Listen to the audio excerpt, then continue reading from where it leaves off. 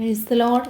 യിരെമ്യാ പ്രവാചകൻ്റെ പുസ്തകം 3-ാമത്തെ അധ്യായം അതിൻ്റെ 1 മുതൽ 25 വരെയുള്ളതായ വേദവാക്യങ്ങൾ. ഒരു പുരുഷൻ തൻ്റെ ഭാര്യയെ ഉപേക്ഷിക്കുകയും അവൾ അവനെ വിട്ടുപോയി മറ്റൊരു പുരുഷന് ഭാര്യയായി തീരുകയും ചെയ്ത ശേഷം അവൻ അവളുടെ അടുക്കൽ വീണ്ടും ചെല്ലുമോ? അങ്ങനെയുള്ള ദേശം മലിനമായി പോകുകയില്ലയോ? നീയോ പല ജാരന്മാരുമായി പരസംഗം ചെയ്തിരിക്കുന്നു, എന്നിട്ടും എൻ്റെ അടുക്കൽ മടങ്ങി വരുവാൻ നീ വിചാരിക്കുന്നുവോ എന്ന് യഹോവയുടെ അരുളപ്പാട്. മുട്ടക്കുന്നുകളിലേക്ക് തലപൊക്കി നോക്കുക, നീ പരസംഗം ചെയ്യാത്ത സ്ഥലമേതുള്ളൂ? മരുഭൂമിയിൽ അരാബ്യർ എന്ന പോലെ നീ വഴികളിൽ അവർക്കായി പതിയിരുന്നു. നിന്റെ പരസംഗത്താലും വഷളത്വത്താലും ദേശത്തെ മലിനമാക്കിയിരിക്കുന്നു. അതുകൊണ്ട് മഴ നിന്നുപോയി, പിന്മഴ പെയ്തതുമില്ല. എന്നിട്ടും നീ വേശ്യയുടെ നെറ്റി കാണിച്ച് നാണിക്കാതെ ഇരിക്കുന്നു. നീ ഇന്നു മുതൽ എന്നോട് എൻ്റെ പിതാവേ, നീ എൻ്റെ യൗവനത്തിലെ സഖിയെന്ന് വിളിച്ചു പറയുകയില്ലയോ? അവനെന്നേക്കും കോപം സംഗ്രഹിക്കുമോ? അവൻ സദാകാലം ദ്വേഷം വെച്ചുകൊണ്ടിരിക്കുമോ? എന്നിങ്ങനെ നീ പറഞ്ഞ ദുഷ്ടതകളെ പ്രവർത്തിച്ചു, നിനക്ക് സാധിച്ചുമിരിക്കുന്നു. യോശിയ രാജാവിൻ്റെ കാലത്ത് യഹോവ എന്നോട് അരുളി ചെയ്തത്, വിശ്വാസത്യാഗിനിയായ ഇസ്രായേൽ ചെയ്തിരിക്കുന്നത് നീ കണ്ടുവോ? അവൾ ഉയരമുള്ള എല്ലാ മലകളിലും എല്ലാ പച്ചമരത്തിൻ കീഴിലും ചെന്ന് അവിടെ പരസംഗം ചെയ്തു. ഇതൊക്കെയും ചെയ്ത ശേഷം അവൾ എൻ്റെ അടുക്കൽ മടങ്ങി വരുമെന്ന് ഞാൻ വിചാരിച്ചു. എന്നാൽ അവൾ മടങ്ങി വന്നില്ല. വിശ്വാസപാതകിയായ യഹൂദ എന്ന അവളുടെ സഹോദരി അത് കണ്ടു. വിശ്വാസത്യാഗിനിയായ ഇസ്രായേൽ വ്യഭിചാരം ചെയ്ത ഹേതുവാൽ തന്നെ ഞാൻ അവളെ ഉപേക്ഷിച്ച് ഉപേക്ഷണപത്രം കൊടുത്തത് വിശ്വാസപാതകിയായ യഹൂദ എന്ന അവളുടെ സഹോദരി കണ്ടിട്ടും ഭയപ്പെടാതെ അവളും ചെന്ന് പരസംഗം ചെയ്തു. മനോലഘുത്വത്തോടെ ചെയ്ത അവളുടെ പരസംഗം ഹേതുവായി ദേശം മലിനമായി പോയി. കല്ലിനോടും മരത്തോടും അവൾ വ്യഭിചാരം ചെയ്തു. ഇതെല്ലാമായിട്ടും വിശ്വാസപാതകിയായ സഹോദരി യഹൂദ കപടമായിട്ടല്ലാതെ പൂർണ്ണ ഹൃദയത്തോടെ എൻ്റെ അടുക്കിലേക്ക് മടങ്ങി വന്നിട്ടില്ല എന്ന് യഹോവയുടെ അരുളപ്പാട്. വിശ്വാസത്യാഗിനിയായ ഇസ്രായേൽ വിശ്വാസപാതകിയായ യഹൂദയേക്കാൾ നീതിയുള്ളവളെന്ന് യഹോവ എന്നോട് അരുളി ചെയ്തു. നീ ചെന്നു വടക്കോട്ട് നോക്കി ഈ വചനങ്ങളെ വിളിച്ചു പറയുക, വിശ്വാസത്യാഗിനിയായ ഇസ്രായേലെ മടങ്ങി വരിക എന്ന് യഹോവയുടെ അരുളപ്പാട്. ഞാൻ നിങ്ങളോട് കോപം കാണിക്കുകയില്ല, ഞാൻ കരുണയുള്ളവൻ, എന്നേക്കും കോപം സംഗ്രഹിക്കുകയുമില്ല എന്ന് യഹോവയുടെ അരുളപ്പാട്.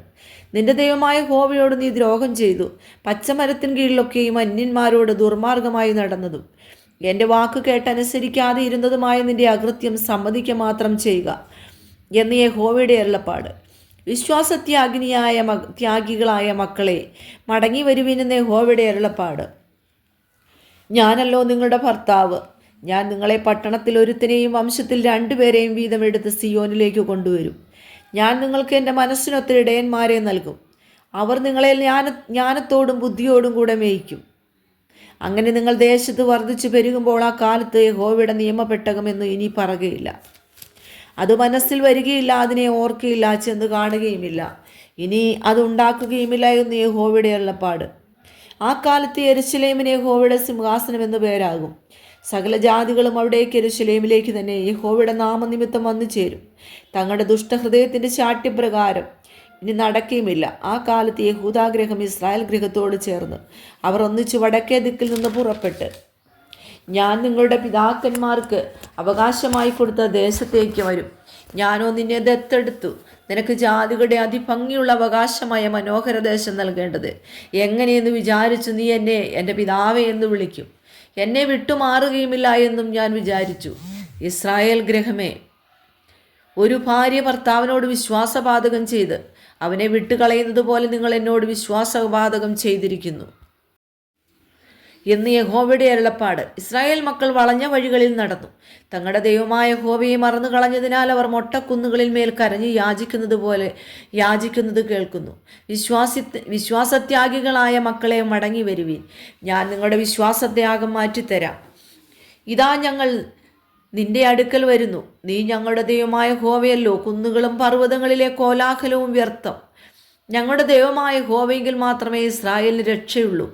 ലജ്ജാവിഗ്രഹങ്ങളോ ഞങ്ങളുടെ യൗവനം മുതൽ ഞങ്ങളുടെ പിതാക്കന്മാരുടെ സമ്പാദ്യത്തെയും അവരുടെ ആടുകളെയും കന്നുകാലികളെയും അവരുടെ പുത്രന്മാരെയും പുത്രിമാരെയും തിന്നുകളഞ്ഞിരിക്കുന്നു. ഞങ്ങൾ ഞങ്ങളുടെ ലജ്ജയിൽ തന്നെ കിടക്കട്ടെ, ഞങ്ങളുടെ നാണം ഞങ്ങളെ മൂടട്ടെ. ഞങ്ങളും ഞങ്ങളുടെ പിതാക്കന്മാരും യൗവനം മുതൽ ഇന്നുവരെയും ഞങ്ങളുടെ ദൈവമായ യഹോവയോട് പാപം ചെയ്തിരിക്കുന്നു. ഞങ്ങളുടെ ദൈവമായ യഹോവയുടെ വാക്ക് കേട്ടനുസരിച്ചിട്ടുമില്ല.